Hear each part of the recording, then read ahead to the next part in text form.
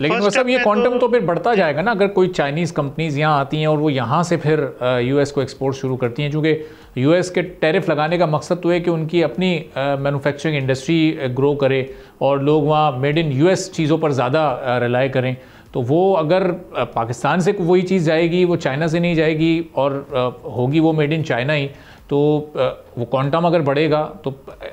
मुस्तकबिल में ऐसा चांसेस तो हैं कि फिर पाकिस्तान पर भी या उन तमाम ममालिक पर जहाँ से चाइना जाकर उसको एक ऑल्टरनेट डेस्टिनेशन के तौर पर देख रहा है, तो उन तमाम ममालिक पर फिर ये टैरिफ के ऐलानात होते जाएं। जी बिल्कुल। अभी देखें, कोई पाकिस्तान में ऐसा BYD के अलावा या एक दो चाइनीज़ प्लेयर के अलावा जो कि हमारे टायर इंडस्ट्री में आए हैं, या कुछ और एक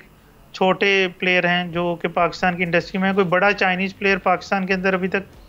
उस लेवल के ऊपर नहीं आया, या उसने कोई ऐसा प्लांट नहीं लगाया कि वो यहाँ से कोई बड़ी ग्लोबल मार्केट को डिस्टर्ब करेगा। तो अगर नेक्स्ट अगर जाते ये चीज़ होती है तो फिर मेरा ख्याल है गवर्नमेंट ऑफ पाकिस्तान भी देखेगी कि इसके हमारे साथ प्रोज क्या हैं और कॉन्स क्या हैं। लेकिन जो भी फ़िलहाल हमारा क्वांटम है वो बहुत ही कम है, और यहाँ से अगर चाइना आके कुछ हमारे से करता भी है तो वो मेरा नहीं ख्याल कि इतनी जल्दी कोई इतना बड़ा क्वांटम बन जाएगा कि हम उनकी इंपोर्ट का तकरीबन हमें 1% भी पहुंचने के लिए यूएस को तकरीबन यहाँ से अपनी 40 बिलियन तक हमें लेकर जानी पड़ेंगी एक्सपोर्ट सिर्फ यूएस को। अच्छा, तो उस क्वांटम से भी देखें तो अभी हम बहुत ही छोटा चंक है। अगर लेट से कि हम यहाँ से 80 बिलियन भी लेके जाते हैं जो कि हमारी टोटल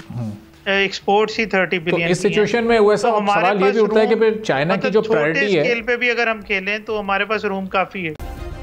सब्सक्राइब करें और बेल दबाएं ताकि कोई खबर रह न जाए।